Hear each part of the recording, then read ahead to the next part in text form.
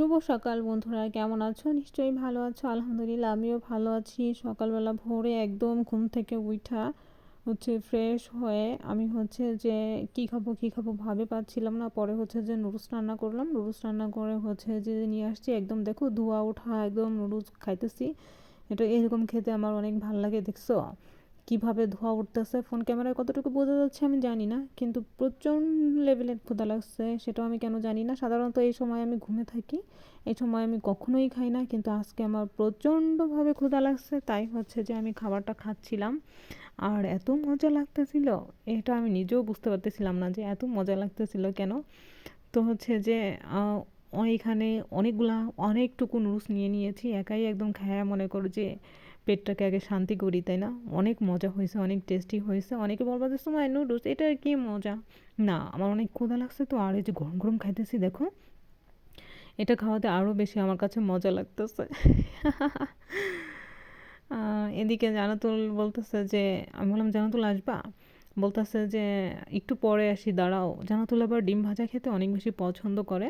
আমি এভাবে নুডলসের সঙ্গেও কিন্তু ডিম একটা ভেঙে দিয়েছি, আর একটা এরকম ভেজেছি যে এভাবেও আমি খাই। আবার জানাতুল এটা খেতে পছন্দ করে, তো এই জন্য ডিমটা এইভাবে ভেজেছি আরেকটা, যাতে জানাতুল একটু খেতে পারে।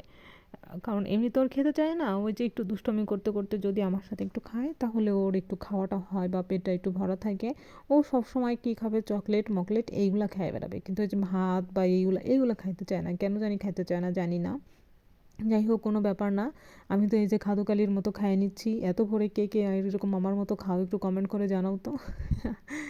এই যে জানাতুল আসতেছে, একবার আসতেছে একবার আসতেছে না। আমি বলছি জানাতুল তুমি ডিম খাবা? পরে বলতেছে যে হ্যাঁ খাবো, আবার বলতেছে খাবো না। মানে একটু ঢং ঢং করতেছিল, বুঝছো?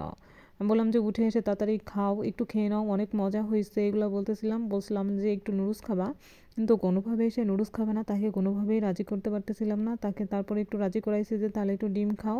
বলতেছে আচ্ছা ঠিক আছে খাবে। তাও তাকে মনে করে তেল দিতে দিতে দিতে দিতে তখন একটু এই যে আসছে। আসার পরে আমি ওকে বলতেছিলাম একটু খাও না। বলতেছে যে না এমনি বসবে, এমনি বসবে না কেমনে বসবে? আমি বললাম এদিকে এসে বসো। ও বসবে না, আবার দাঁড়াবে না কি করবে, ও নিজেও বুঝতে পারতেছে না যে ও কী করবে, বুঝছো? শুধু দুষ্টমি আর দুষ্টমি। মাশাল্লাহ, মাটার জন্য সবাই একটু দোয়া করবা যে আল্লাহর রহমতে কত বড় হয়ে যাচ্ছে। আল্লাহুম্মা বারিক লাহু। একটু খেয়ে নিয়েছে, দেখেছো? ওই দেখো কীভাবে খায়। ওর খাওয়াটা দেখলেও ভাল লাগে, তাই না? আবার আমাকে মারতে যায়। মাঝে মাঝে মা তুমি খাও তুমি খাও। আমি ওকে বলছি তুমি ইয়া আম্মু তুমি এখান থেকে একটু নুডলস খাবে। ও কোনোভাবে একটু নুডলস খাবে না। ও খেতে চায় না। কেন যে খেতে চায় না সেটা আমি নিজেও জানি না, কিন্তু খাইলে তো ভালো, বুঝছো? অনেক বাচ্চারা খেতে চায় কিন্তু খেতে পারে না। আরও সব কিছু আছে তারপরেও খেতে চায় না, বুঝছো? আর আমি দেখো মুখ ভর্তি করে নুডলস দিচ্ছিলাম। এদিকে আমার জামার পর একটু পড়ে গেছে, আমি দেখতে পাইনি, পরে দেখতে পেলাম। কেমন খেতে টাইপের লাগছিল তখন, তাই না? যে খাবার খাইতে যায় খাদোকালির মতো এখানে সেখানে ফেলে টুলে খাইতেছিলাম। যাই হোক, কোনো ব্যাপার না। আগে পেট শান্তি তো দুনিয়া শান্তি। আমাকে বলতেছিলাম জানো তো আর একটু খাও, ও কোনোভাবে আর একটু খাবে না। এখন কি করবে জানো? ওই হাতের ওইটুকু একটু রেখে দিবে। আমি বললাম যে "এই খাও তাড়াতাড়ি"।